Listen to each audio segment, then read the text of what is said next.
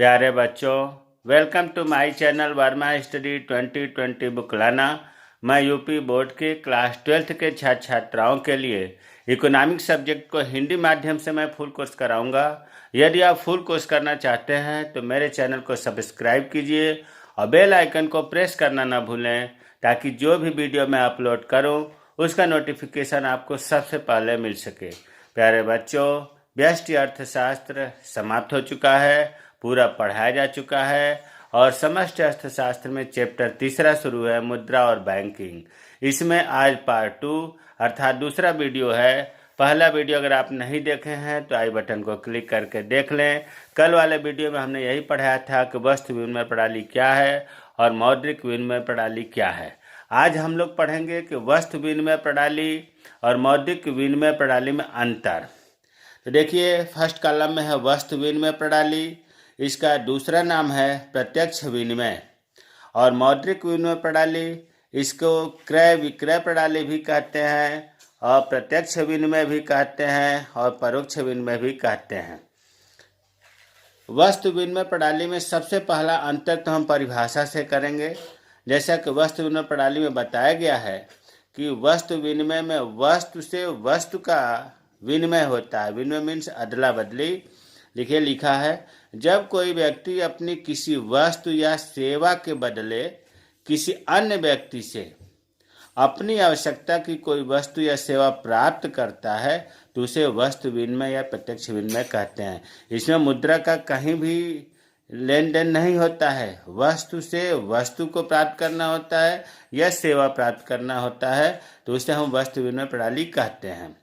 इसमें है कि जब वस्तु एवं सेवाओं का मुद्रा के माध्यम से, मुद्रा द्रव्य के माध्यम से विनिमय होता है, अदला बदली होता है, तो उसे मौद्रिक विनिमय या परोक्ष विनिमय या परोक्ष अप्रत्यक्ष विनिमय कहते हैं। तो पहला अंतर तो परिभाषा से हो गया।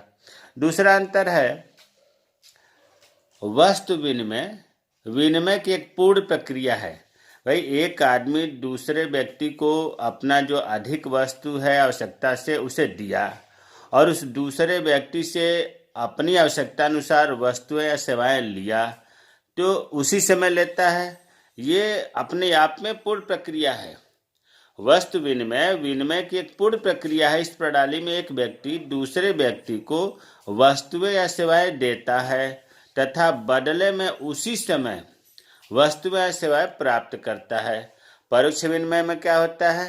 परोक्ष विनिमय या मौद्रिक विनिमय प्रणाली में विनिमय क्रिया को दो भागों में बांटा गया है, एक क्रय और विक्रय। क्रय विक्रय जब दोनों होता है, क्रय विक्रय के पश्चात ही विनिमय प्रक्रिया पूर्ण होती है। तीसरा अंतर, प्रत्यक्ष विनिमय में, इसीलिए हम देखिए कहीं वस्तु विनिमय लिखे हैं, कहीं प्रत्यक्ष विनिमय लिखे हैं कि ये चीज़ें आपको क्लियर हो जाए।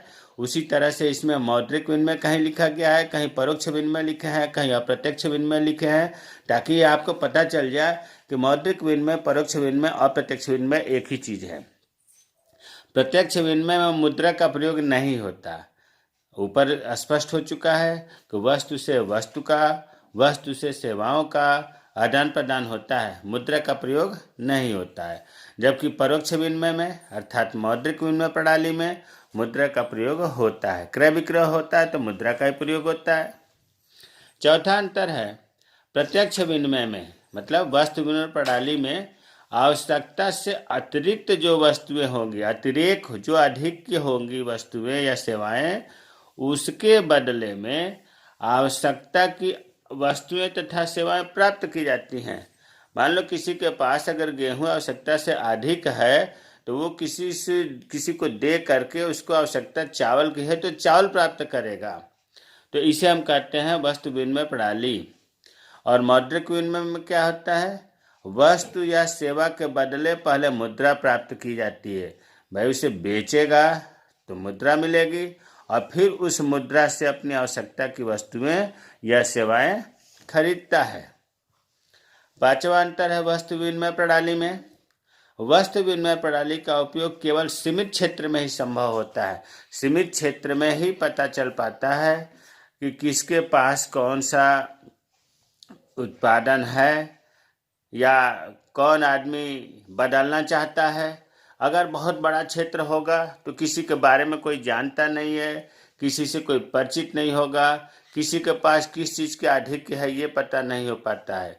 इसलिए वस्तु विनिमय प्रणाली का उपयोग केवल सीमित क्षेत्र में ही संभव हो पाता है, जबकि अप्रत्यक्ष विनिमय का उपयोग विस्तृत क्षेत्र में किया जाता है, बहुत बड़े पैमाने पर क्रय विक्रय किया जाता है। छठा अंतर वस्तु विनिमय प्रणाली में, वस्तु विनिमय का प्रचलन प्रायः उस अवस्था में होता है जब मनुष्य की आवश्यकताएं बहुत कम, सरल तथा सीमित होती है। सोचो, अगर मनुष्य की आवश्यकताएं बहुत ज़्यादा हो तो कहाँ तक वस्तु विनिमय हो पाएगा? संभव ही नहीं है। अगर आवश्यकताएं बहुत कम है तभी संभव हो पाता है। कम ही नहीं, सीमित भी है, सरल भी है, तभी वस्तु विनिमय का प्रचलन संभव हो पाता है। और जबकि मौद्रिक विनिमय में मनुष्य की आवश्यकताओं की वृद्धि ही तो अप्रत्यक्ष विनिमय को जन्म देता है। आवश्यकताएं जब ज़्यादा होंगी तभी मुद्रा या मौद्रिक विनिमय प्रणाली का जरूरत पड़ेगी। इसके द्वारा अधिक से अधिक आवश्यकताओं की पूर्ति की जाती है। सातवां अंतर है वस्तु विनिमय प्रणाली में वस्तु की अदल बदल एक व्यक्ति के साथ होती है। अदल बदल, मान लो कि आप अपनी वस्तु को किसी को देते हो और बदले में उससे वस्तु को प्राप्त करते हो। ऐसे सीधे सीधे कहा जाए कि वस्तु विनिमय प्रणाली दो पक्षों के मध्य में, दो व्यक्तियों के मध्य में होती है, एक देने वाला और एक लेने वाला। जबकि अप्रत्यक्ष विनिमय प्रणाली में, जिसको मौद्रिक विनिमय प्रणाली कहते हैं, इसमें वस्तुओं का क्रय विक्रय एक व्यक्ति से ज्यादा के साथ करना पड़ता है। एक व्यक्ति में ही संभव नहीं हो पाता है क्रय विक्रय।